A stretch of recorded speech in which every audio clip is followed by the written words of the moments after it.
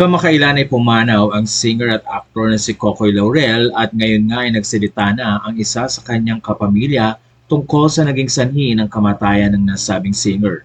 Ang kapatid niyang si David Laurel ay ibinahagi ang nangyari sa nasabing aktor.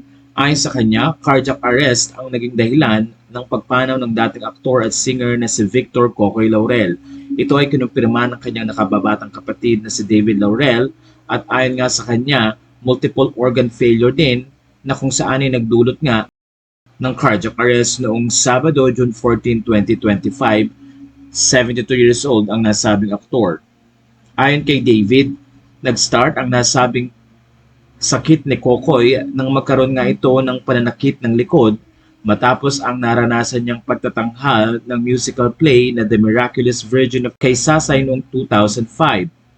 Nagpa-check up sa doktor ang nasabing aktor at doon nga ay nakita ang debilitating spinal injury ni Kokoy na naging sanhi rin para mahirapan ang aktor na lumakad at tumayo. Dito rin daw nagsimula ang mga komplikasyon sa health ni Cocoy Laurel. Ayon kay David, he already had a back problem, but he was not yet doubled over. He could walk normally, no limp. He would sit up straight for some time. He was okay, but as it grew over time, that's when I think the complications came in. At dahil na rin very dangerous ang kondisyon ni Kokoy, nagbigay ng payo ang doktor na magkaroon sana ng surgery, pero hindi ito natuloy dahil na rin sa takot at nagkaroon nga ng trauma si Kokoy. Dagdag pa ni David, he was traumatized by an experience and didn't trust doctors.